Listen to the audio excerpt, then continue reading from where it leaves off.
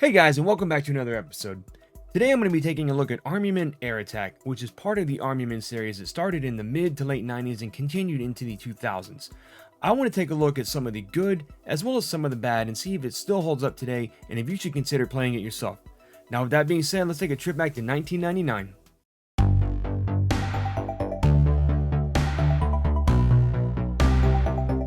If you were a gamer of the 90s, then you might remember the name 3DO, whether it's their failed console or their game company where they were releasing games such as the Army Men series. Now this is probably one of their most popular series out of the entire game library they had.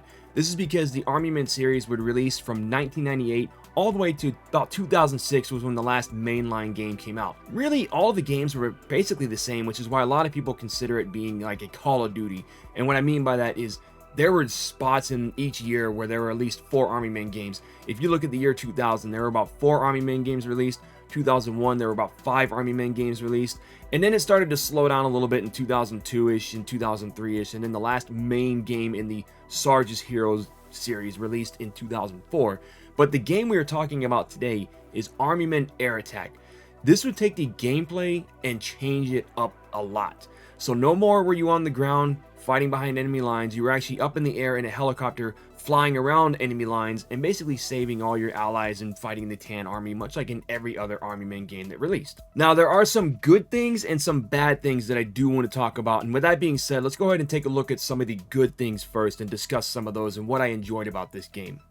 Now, as I mentioned before, the game does feature air combat instead of ground combat, which was your usual same gameplay from all the other Army Men games. It was a nice change of pace to have air combat instead because the other games got very repetitive and very stale. So if you played Army Men Sarge's Heroes, you're basically playing the same gameplay as Army Men 3D. Even though, yes, they're all within the same Army Men series, they were actually 2 different series going on at once. So Army Men 3D was the first series.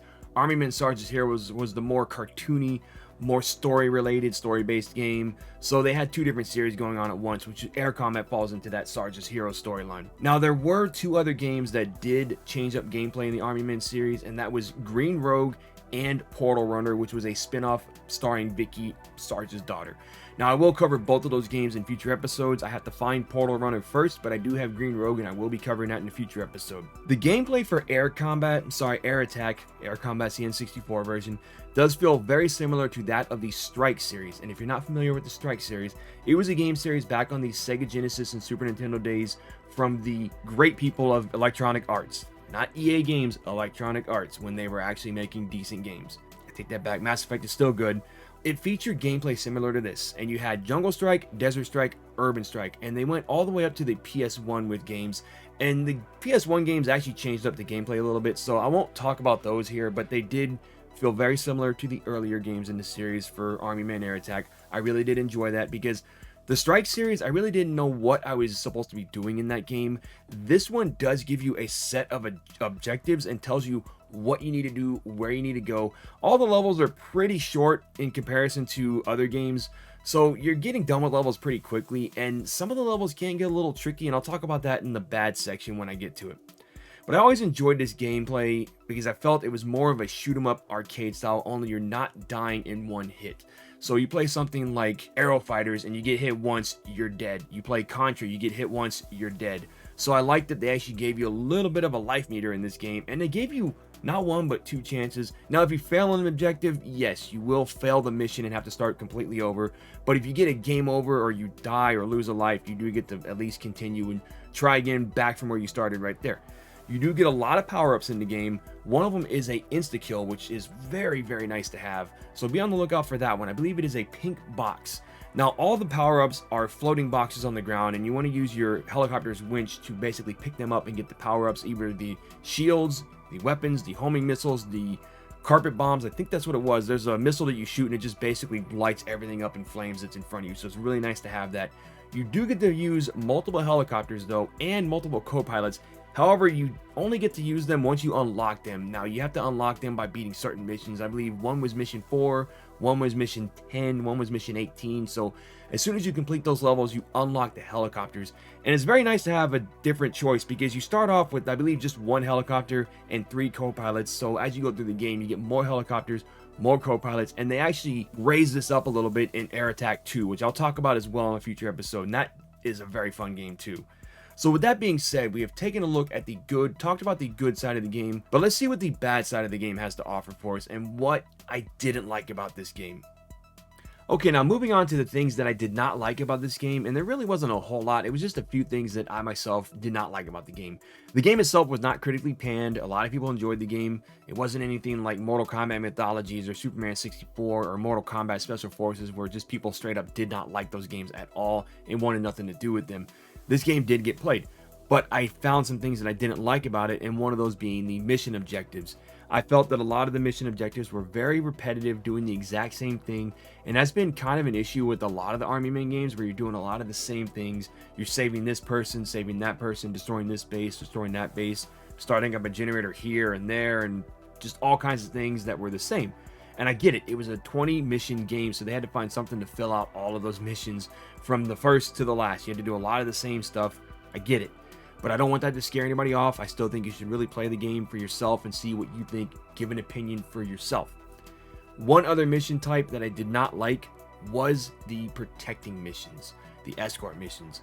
There's one mission where you have to save a train and escort a train from beginning to end, because there's a special weapon for the Green Army that they end up using in the next level after that, which is pretty cool. But I didn't like it because the fact that you had to protect this train and you don't have any other allies helping you. Yes, they are helping you, but the AI is so poor that they're not exactly helping you, and you'll come across some roadblocks here and there, such as a half-eaten apple or a bag of dog treats or some soda or drinks or napkins, whatever, you name it, it's there blocking your way, and you have to destroy them. Sometimes you can just pick up the apples and move them out of the way, but the boxes of dog treats and stuff, you have to destroy those with either missiles or just firing your machine guns. And it stinks because you have enemies fighting you from the left and the right, the front, the back, just trying to destroy you at all angles of the game, all angles of the level. And you also have bumblebees trying to destroy you as well. And you're probably wondering why. It's because you're basically going through a picnic area. It's like Toy Story. Essentially, you're a little kid playing with his Army Men toys in the backyard. That's how I always thought about it. And I also thought about it being like Toy Story, where the toys come to life and they're fighting their enemies as well. So keep that in mind, and that's what's going on here. That's basically all the Army Man games in a nutshell for the Sarges Heroes sub-series. There is one other mission in particular that I did not like, and there's a few of them where you have to destroy a certain amount of cars from going into a portal. You have to stop them from going into a portal, but also you have to destroy about 4 bases at the same time. So you're trying to destroy these bases and keep the cars from going through the portals, which is kind of annoying because you have this thing over here, that thing over there, you're trying to protect and destroy and all this. This is where 2 players comes into play, and I really recommend playing this game with 2 players if you can, because it makes it a little bit easier. One person can destroy the cars, one person can destroy the bases, making life a lot easier. One last nitpick I have about the game is probably the difficulty, and that comes into play for everything I just mentioned here. When you're in an escort mission or any kind of mission where you're trying to protect something and that thing gets destroyed, that is it. Game over. You got to start back over from the beginning of the level.